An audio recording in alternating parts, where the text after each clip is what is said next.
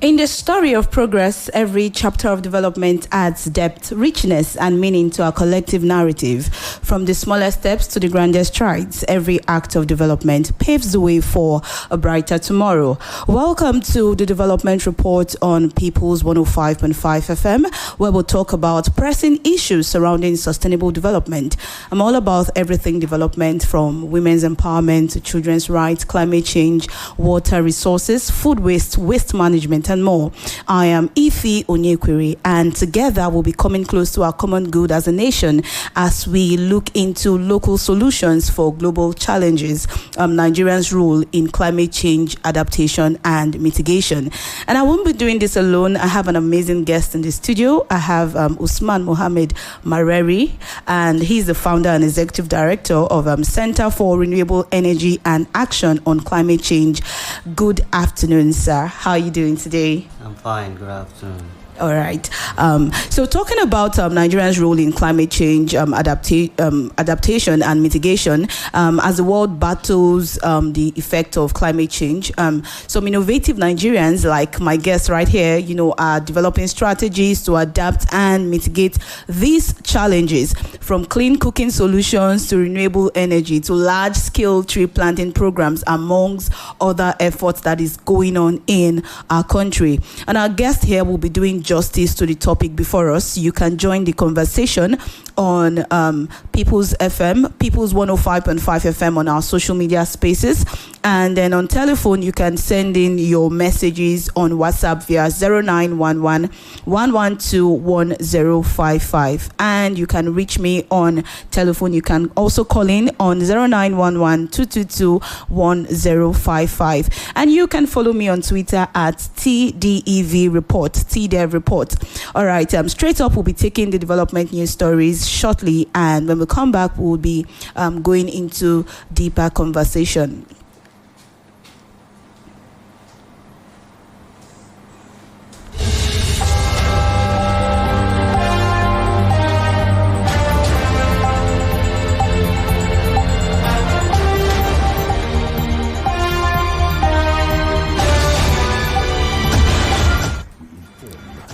Educate, we entertain.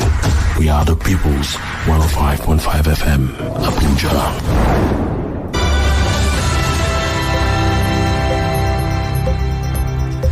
Now on the headlines, Lagos State to ban single-use plastics and sachet water. UN report shows 85% of climate plans now include gender integration. Global framework on chemicals launches first call for green and sustainable projects.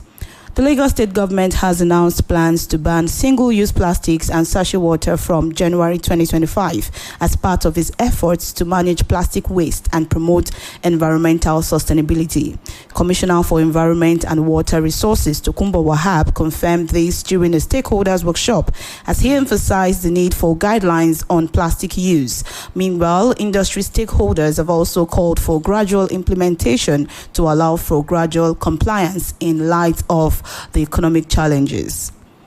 A new report from the United Nations Climate Change Secretariat reveals that 85% of parties now reference gender in their climate action plans, including nationally determined contributions, NDCs. Executive Secretary of UN Climate Change, Simon Still, made this known as he stated that the combination of both climate action with gender equality is important for transformative change. While progress has been made, the report emphasizes the need for further efforts, particularly in developed countries, to strengthen gender integration in climate policies. Global Framework on Chemicals has issued its first call for projects aimed at improving the safe management of chemicals and waste. This comes after its adoption in Bonn last year.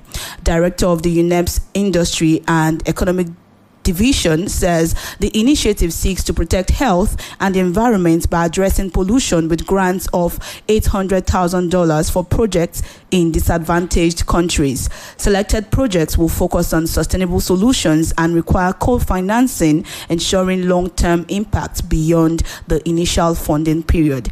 And that's it on the development news segment. Keep it right locked here as we discuss more on the topic before us today. All right, before we actually continue this conversation, I'd like us to talk about this. How would you react to the recent news of Lagos State, set to ban single plastic use of sachet water? How does that come to you? Yeah, it's surprising to say. Really? Yes, because as a developing country, many people will have like a no to this. But this is a very, very step forward in terms of addressing plastic waste, because it has been a problem. It contributes a lot towards flooding and the rest. Especially if you look at the case of Lagos, we have sea level rise as part of impact of climate change in that area, and plastic waste has really contributed in that regard. So it's a very, very good step in the right direction. So, okay. Yeah, definitely it is. Amazing. All right, so we're going to take a music break right now. And when we come back, we'll continue the conversation with our guest who is a specialist in environmental issues. And then we'll dive into the discussion for today. Keep it locked. People's 105.5 FM. The land is green, it's green, oh, oh. The land is green, it's green, can't you see? I can see all the harvest is ready, 'cause he told me so. It's green and it's all mine.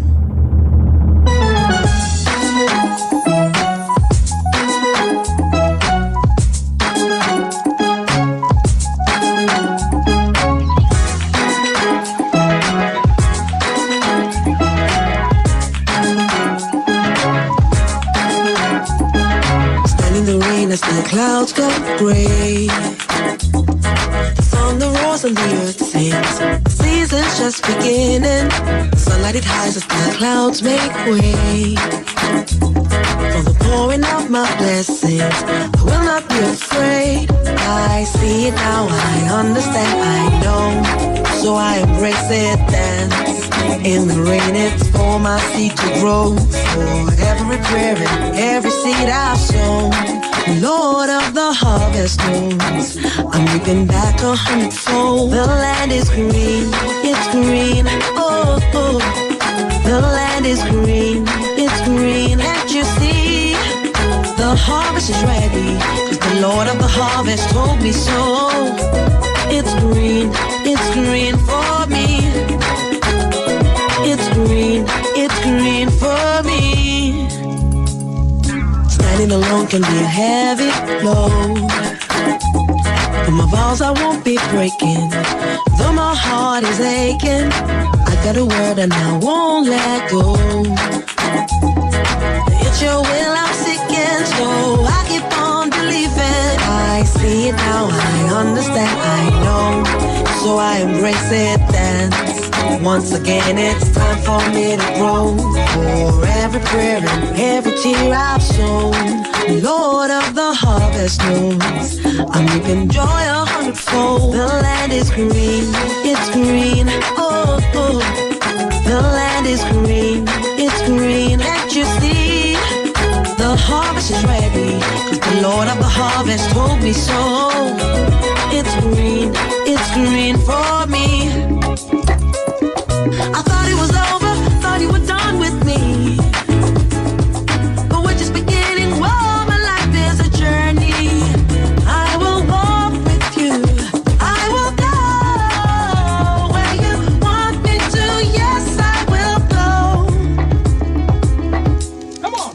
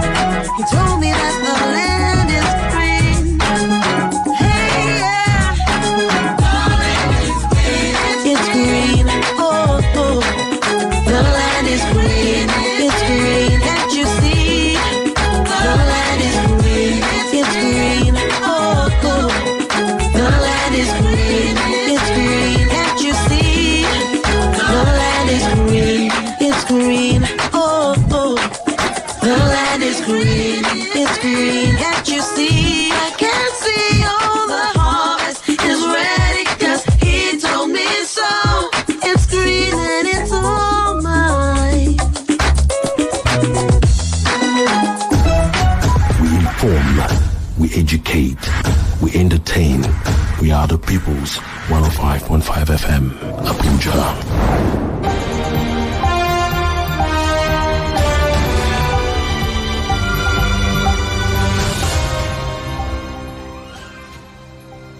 It's still the development report, and I'm here with Usman Muhammad Mareri, who's the founder and executive director for Center for Renewable Energy and Action on Climate Change.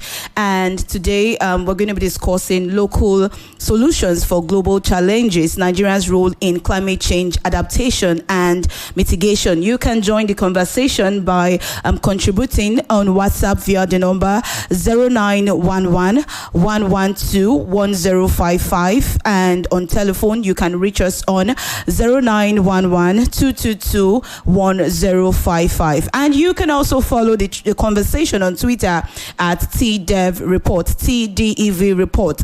All right, what would you do differently as a Nigerian, if we, in the course of this discussion, let's see what you have, to impute in this conversation, because gradually it's coming very close to us. I was having a conversation before before we came live on studio, and the reality is we're coming closer to it every day. All right, so great to have you in the studio here today, sir.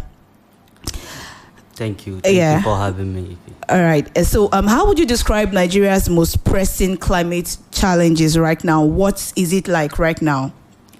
Yeah, thank you so much. So, as a country, we have different climatic weather conditions. That's right. In the north, we have issues of desertification, and in the south, we have problem. Southwest, in particular, we have sea level rise, impact of sea level rise with the melting glaciers in the Arctic.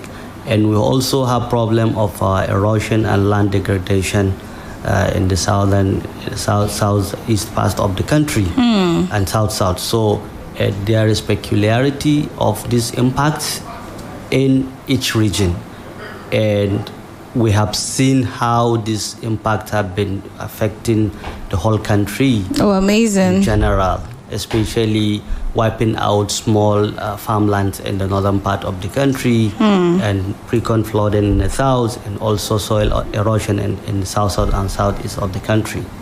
Okay, all right. So, given your extensive work in clean cooking solutions and planting programs, how did these initiatives specifically contribute to climate mitigation in different parts of Nigeria, except if you're focused on just one part, based on the different climatic conditions we have around the country? So how does this contribute to the country as a whole? Yeah, coincidentally, I'm traveling to Washington, D.C. tomorrow for an impact award we received because of one of our projects in the country, especially the solar. It's a solar-powered project that contributes health, climate change, like desertification, controlling desertification. It's like a 4-in-1 project. Okay. So because of the innovation and aid, we got an award in the US. So this is part of the projects we have been implementing over the years to contribute towards climate change mitigation and adaptation. In the sense that it's not only about empowering people, but how do you contribute towards this climate mitigation through planting trees, through providing solar energy, through providing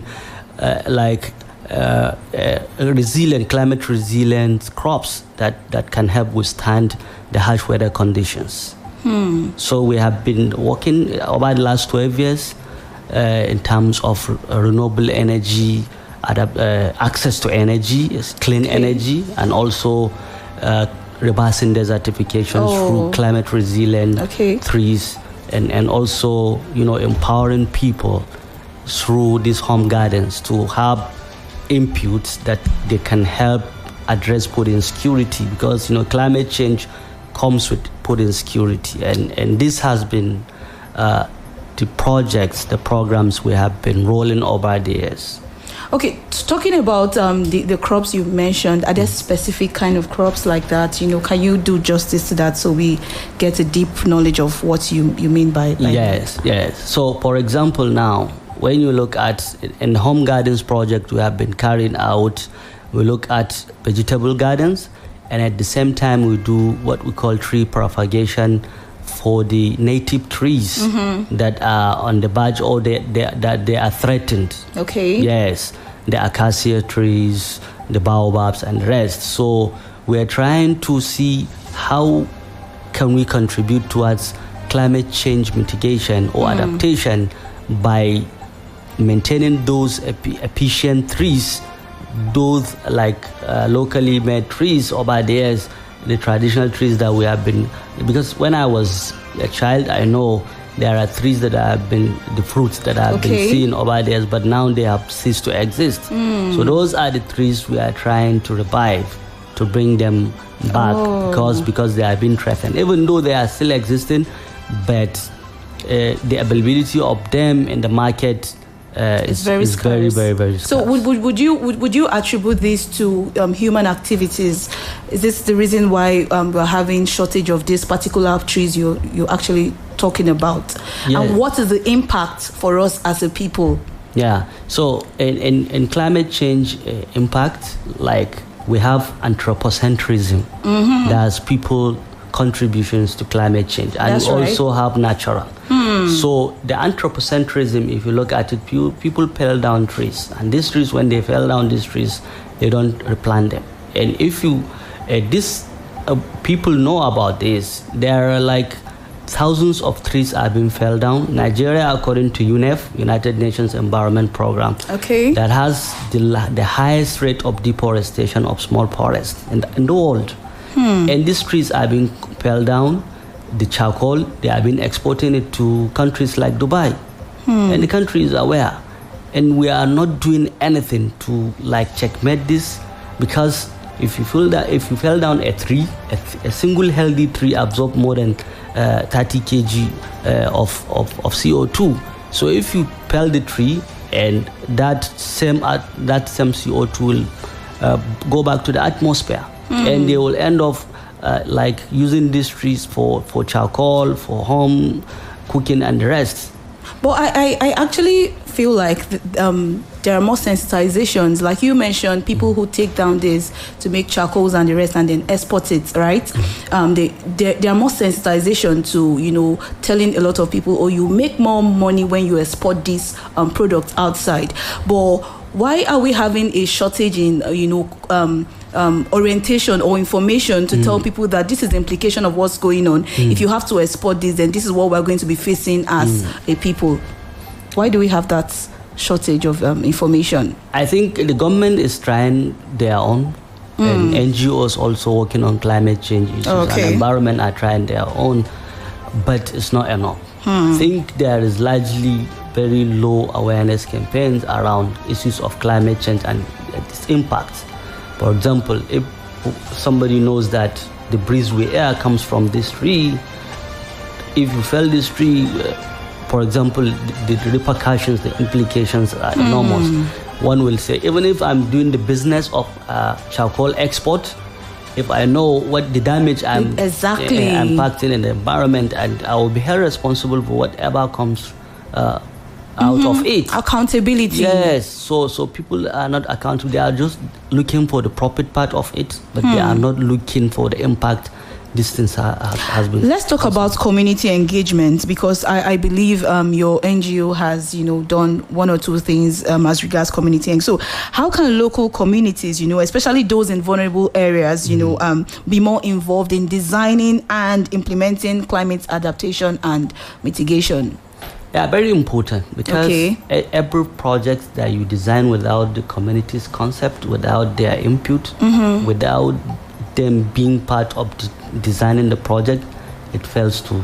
It will fail definitely in the long run. So there has to be they have to be involved. They have to be part of the designing, and even the concept, the initiatives need to be involved, especially for the sustainability of the project. That's right. And it's same thing with what we have been having over the years. Like every project we're going to implement, the community must be involved, because at the end of the day, if the communities are not involved, then the sustainability of that project has some question marks. If you look at some parallel projects, after 2-3 years of implementation and you go back, you tend to have nothing on ground. Maybe some of the equipment have been stolen because the communities actually, it's not what they really need.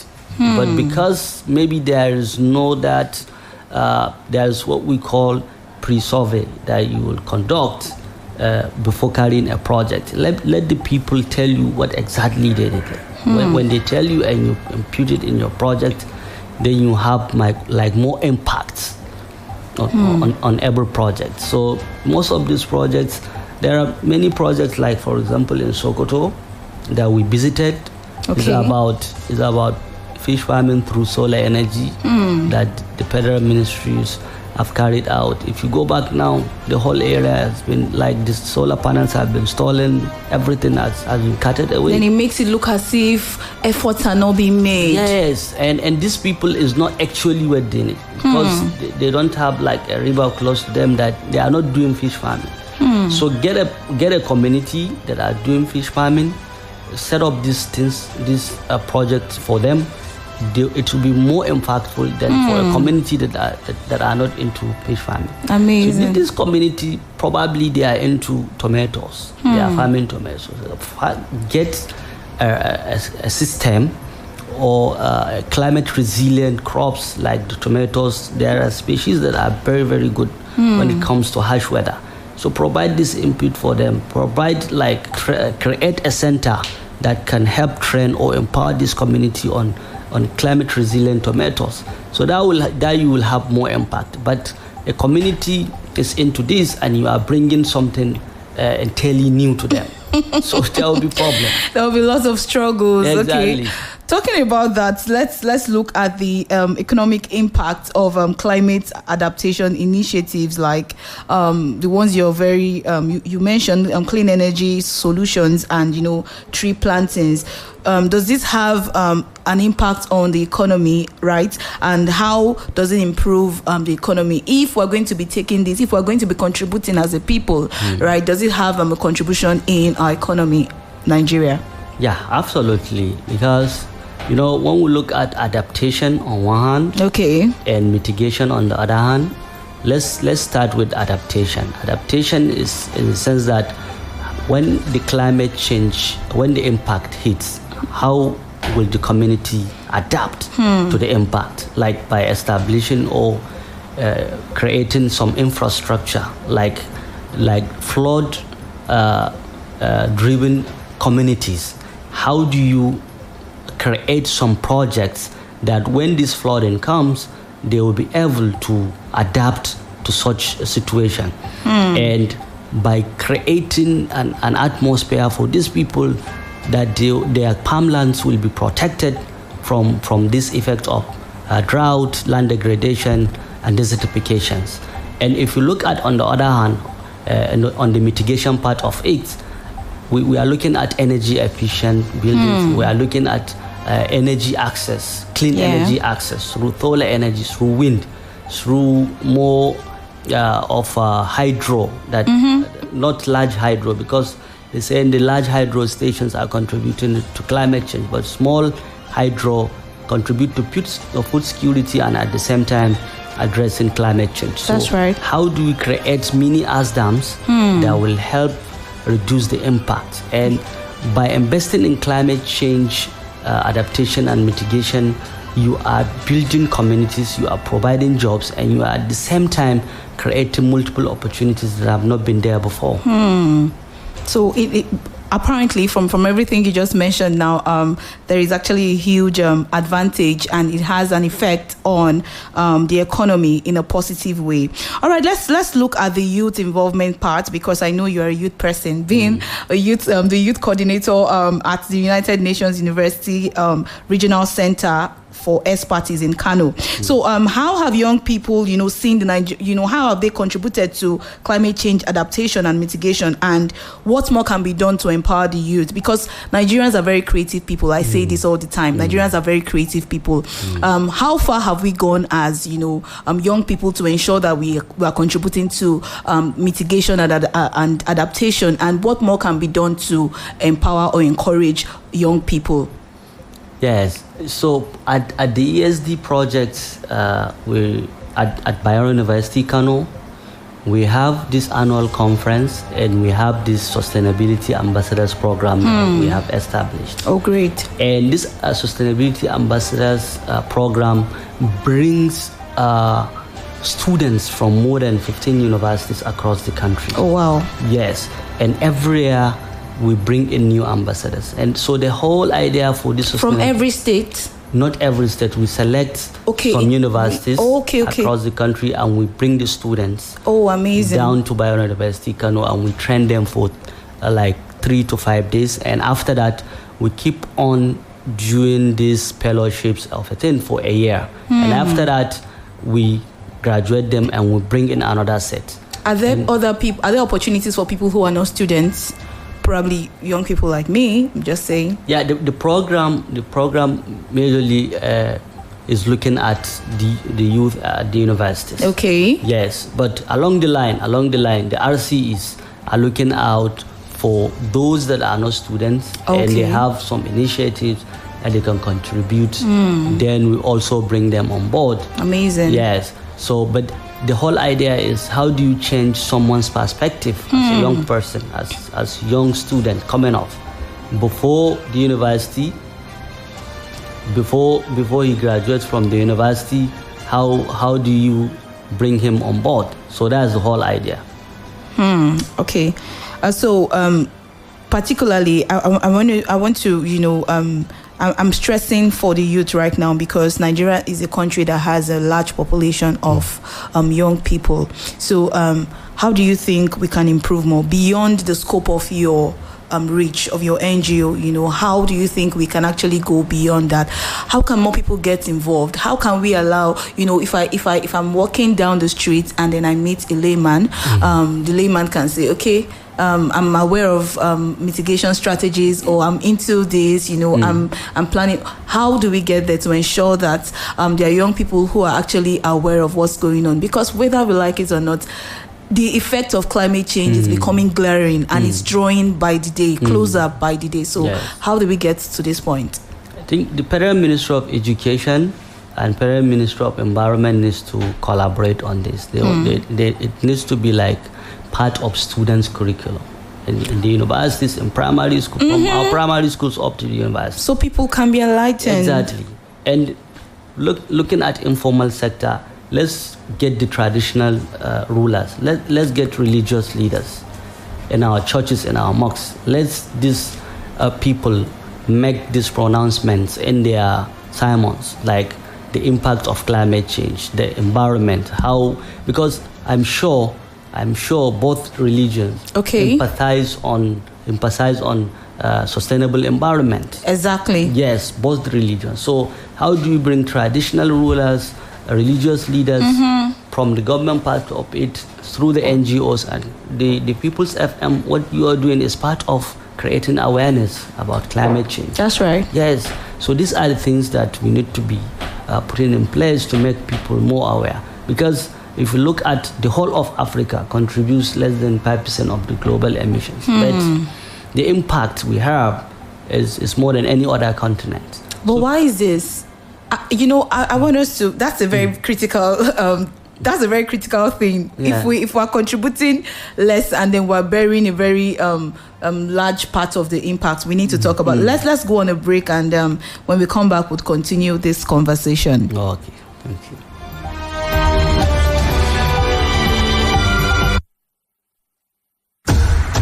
We inform, we educate, we entertain.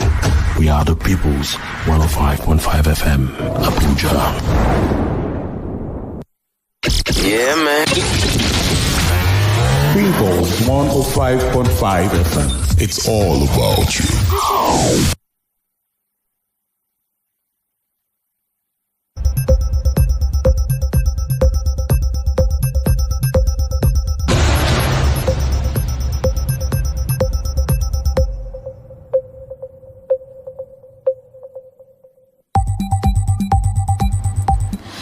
right, we're still discussing local solutions to global challenges, Nigerians' role in climate change adaptation and mitigation. And you can start sending in your contribution to the WhatsApp number 091 112 1055. I take that again. You can send in your contributions to 09112 1055. And you can also call in on 091 1222-1055, and on Twitter you can join the conversation at TDEV Report.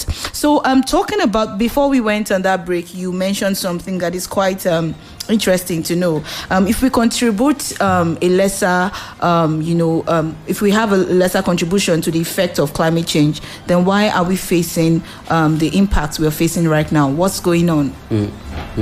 So it's a very important question, because if you look at the developed world, like the global north, if you say global north, including the US, the United States, Canada, the European Union, and the rest, they have this sophisticated satellite system that they can detect weather changes in weather conditions, and they can take measures before that happens. Okay. And Africans don't have this technology. In Africa, we don't have this technology. And mostly because they said the world is a global village, what happens in the United States can affect someone in China. And what happens in China can affect someone's in... So they want to bear this? Yes. So, why Africa? Why? so if you look at where Africa is situated, the location, the geolocation of Africa in terms of major sunlight, the rays, yes, it contributes. It's one part of it. And another issue is that Africans don't have this technology to help their farmers, to help people adapt to this climate change. And we also lack major funding to address these issues. And if you look at the whole debate at the UNFCCC, that's United Nations Framework Convention on Climate Change, before loss and damage fund could be set up, there is like tens of heated discussions about creating loss and damage fund, because the global north are saying, look, though we contribute to climate change impact, but we are not going to be held like 100% responsible. And that's not true, because they contribute largely to this climate change effect, and they should pay for the damages that through flooding. Then the loss and damage fund should be used to help augment the impact among those smaller countries, like the major countries that is being heated by this climate change is small island nations. And these small island nations, their countries are being like swallowed up by sea level rise. And so through that loss and damage fund and adaptation fund, they used to help these smaller countries adapt to climate change. So funding is one part of it, technology is another, and at the same time awareness, as we have said, is very key, is very important. So for example now, if Nigeria can help its farmers with some weather forecasting system using Internet of Things and artificial intelligence, it can detect the weather. It can say, okay, there will be drought this year, okay, from this time to this time. Through some algorithms they will be using. Oh, are we not capable? We are very, very capable. Okay. Because but you know, everything that comes that has to do with probably giving out a contract or a project, government will say, okay, after you have done this, we'll pay you. Okay. And the contractors are like, so how am I gonna know that I'm going to get profit from this? Because a contractor, all he knows is profit. And if I import these maybe machines, or I set up this system, how am I going to be paid? Like, is this money coming soon? How long will it take? Assurance about it. Yes. So for example, the government, sometimes some projects, need to be carried out by the government itself, like government to government. G2G. Okay. Yes, if, for example, we need a technology on setting of algorithms on weather forecasting systems, how do we approach countries that have this technology? Because some of these countries have the technology, but they will not want to give it out. There are more technologies that are of a breakthrough to tackle major problems around the world, but some countries are hiding their own technology. They don't sell it. They don't export it. They don't. It's like someone steals something from you. Oh. Yes, there are these technologies, but countries tend to like hide these technologies for their own benefits. Amazing. And in Africa, we spend less in research and development. And if you look at countries like Germany, even though they are developed countries, we cannot compare ourselves with countries in the developed north. But at least we need to send a huge amount of money in research and development. And that is only where we can have problems and tackle those problems locally because of the funding the research and development. Amazing. Sector. Okay, I want us to touch policy frameworks.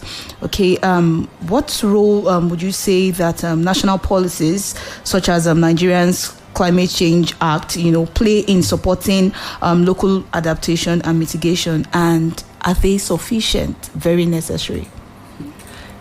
Yes, for example, setting of NCCC, Nigeria's Council on Climate Change, is one thing, but managing that is another thing. Creating sustainable initiatives, innovative ideas to run the country towards to become more climate resilient is another thing. I think recently there is this change of affairs of NCCC, which has crumbled so many initiatives. To say, I'm not trying to say what government did is wrong, but it has sent like negative image of the whole NCCC to the global mechanisms of climate change, the biodiversity, and also desertification, if you look at it from one angle.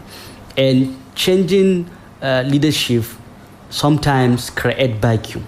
How does that come For example, now we are going to COP29 in Baku, Azerbaijan, and if you can tell me Nigeria may not have a pavilion, and this will be the first time Nigeria attending such a very important event without a pavilion. So Nigerians will be roaming about from Chadian pavilion to Niger's pavilion, all these things. Though many countries don't have pavilion because it's quite expensive.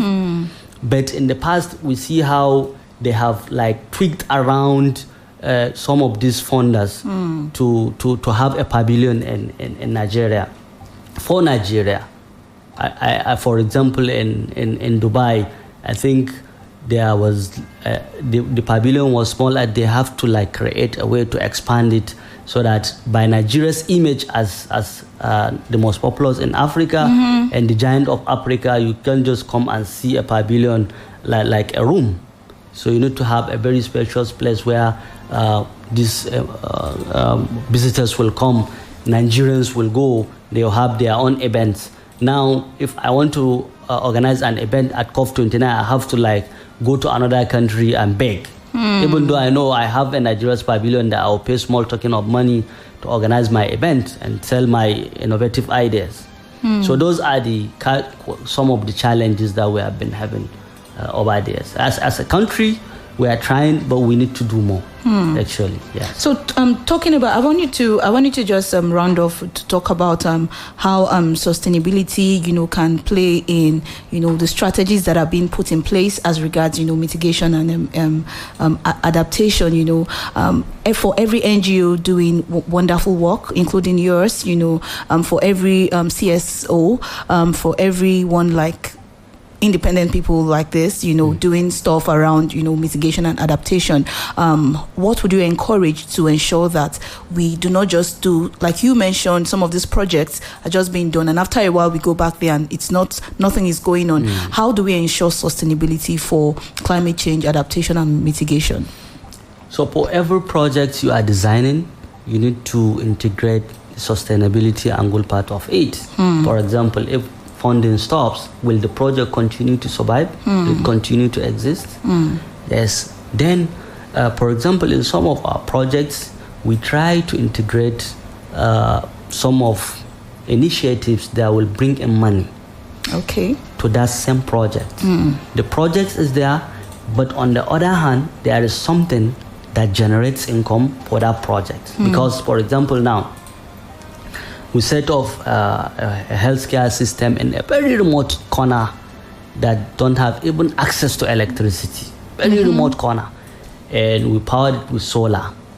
So the clinic itself cannot generate money because people small, yes, but integrating like a tree nursery center, because there will be availability of water, we set up water systems, that tree propagation and tree nursery for this very efficient seedlings, like climate resilient seedlings, especially the vegetables like onions, pawpaw, and anything that the nursery will raise and sell to the market. To ensure there's profit Yes, there is profit coming in. We set up that. And we set up like a system of checks and balance with the district head, a youth leader, a woman leader in the community as a signatory to a bank account. Every time this thing is being sold, then the money goes back to that account, and for the continuation of the project. Somebody cannot just come and withdraw that amount, that money without consent of the community itself. So that has really helped some of these projects that have been ongoing in our own NGO. Amazing. Great to have you in the studio today. You've really done justice to the topic, local solutions to global challenges. That was Usman Muhammad Mareri in the studio. He's the founder of Center for Renewable Energy and Action on Climate Change. And we hope to have you again and again in the studio. I have Haruna Onimisi Yusuf.